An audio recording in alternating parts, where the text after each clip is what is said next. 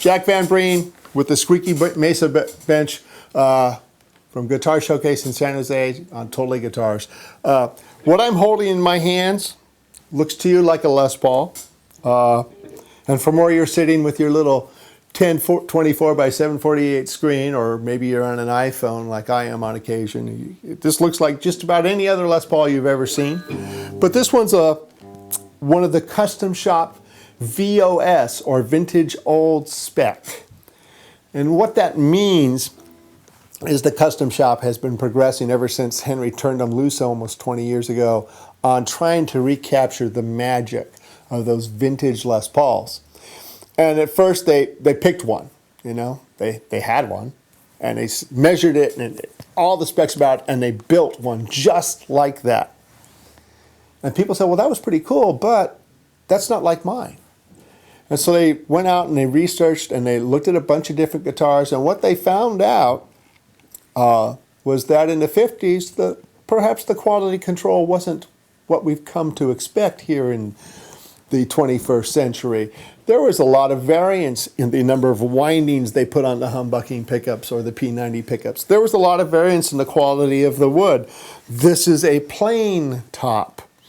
There were some, when they couldn't afford the good maple, which would have nice even grain, they'd buy the cheap maple, which would have that beautiful flame that everybody pays extra for now. Flamed maple, curly maple is actually sick wood, and that's why they used it, because they could get it cheap. There are some, me and Terry here at the store, that like the plain tops because we think they sound better. The operative word there being think. For me, I like the plain top. But, so they went back and they said, okay, they were doing R8s, R9s, R7s for 57, 58, 59. Based on their sampling of one or two guitars. They went out and sampled a whole bunch of guitars. They got out the original patents that were the shape of the guitar, the way the neck tang was mounted into the body, the way the pickups were wound. And they distilled all that up, and they actually came up with some magic that when they do a vintage old spec, it captures some of that spirit. For a while there, they were overwinding and underwinding and properly winding the pickups, 3 different levels of pickups. And then they just take those wound pickups and throw them in a box and shake them up. So that when you got a guitar, the pickups wouldn't always be exactly the same, to capture some of the variances that came out of the 50s that made those guitars so magical, because they were all different.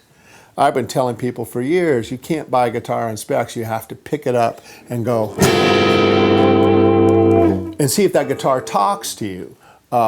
Because especially with Gibsons, you know, people go, well, they're not very consistent. I go, no, what they're doing is they took this particular piece of wood and they listened to it and they shaped it a little bit different and they trimmed the neck a little bit different. They wound the pickups a little bit different. So this was the best guitar they could get out of this combination of parts.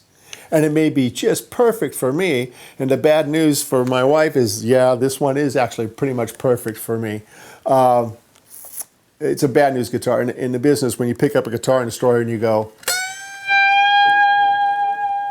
oh crap, I'm going to have to buy this one. I was just up at the Marin Guitar Show playing this and I'm going, Gary, we need to talk. Anyway, I digress. So they've distilled all that knowledge and they kind of try and make the guitars with a little inconsistency, which was part of the magic of all those guitars of the 50s. The nice thing is even a bad Les Paul, by some person's specs, is still pretty darn good.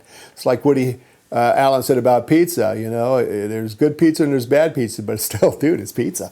It's good stuff. Anyway, this is a 58. And normally on the street you can get these for about, you know, between $3,700, $4,000, something like that. In 58, they started slimming the neck down from the big baseball bat neck of the 57s. You know, so it was a little bit easier to play. The mass of the neck, of course, changes, and when you change the mass of the neck, that changes the tone some. It makes it a little bit lighter tone.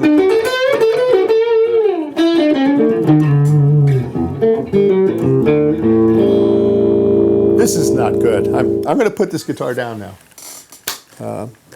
because it may end up, let me show you this next one. This is a 59. That was a 58 plain top. This is a 59 flame top. And I'm going to kind of pan through the thing here so you can try and see, because I know with video sometimes the flame doesn't show up exactly right. But this is a moderate flame. It's not as flamey as some I've seen.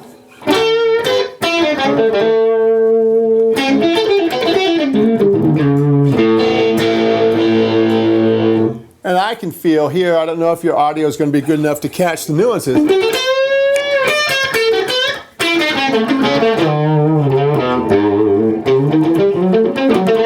It's got a little bit more attack to it.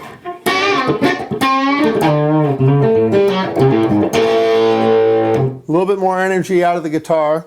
The big difference is I know it, and I don't like to claim to be a know-it-all, so I'm not, but the biggest difference, when they went to 59, the neck is carved, the body's carved, and they put a slot in here for the neck, and they have a piece of the neck inserts into the body called a tang. It's kind of a wedge-shaped piece of wood, and then 57, 58 came to about this far, and that was good enough. And then after they put the body on, they'd route part of the neck out and put the pickup up. When 59, they came up with this idea, what if we made that neck joint all the way about to between the pickups, right here in the middle, nice long tang. So they tried that, and they discovered that it changed the tone of the guitar in a positive way. You get a little bit more sustain, a little bit thicker tone, but more tack and bite. So that was the upside. The downside is it's a lot more difficult to construct a guitar like that. And what happens when you're building a guitar like this and you put that in there and you put the pickups on and you put it all together, that's when you find out whether or not you got this neck angle here relative to the body any good or not. And at that time you've built the guitar, you've put all the labor into it, and you go, oh wow, the strings are never going to work on this guitar. And what Gibson has to do at that point is take that whole guitar and take all the electronics and hardware off of it, but they throw all the wood away. All the lacquer, all the labor of putting that together, and they start over to build one with the proper neck angle, because the longer tangers are more complex construction. That's why a guitar with a long tang, a 58 or a 59 or a 60, costs between $57,000 and $6,000 as opposed to $37,000 and $4,000. There's that extra complexity of construction that gives it a little bit better tone. And that's why I always recommend my clients that are looking for a vintage old spec Les Paul that they should start with the 57s and 58s first, because if they find one of those they like, they just save $3,000. It's kind of logical, don't you think? Still,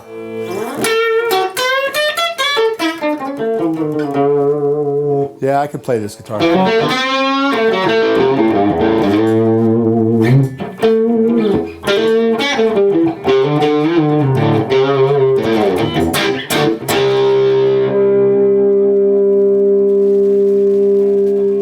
Anyway, Jack Van Breen from Guitar Showcase in San Jose for Totally Guitars. Thank you very much.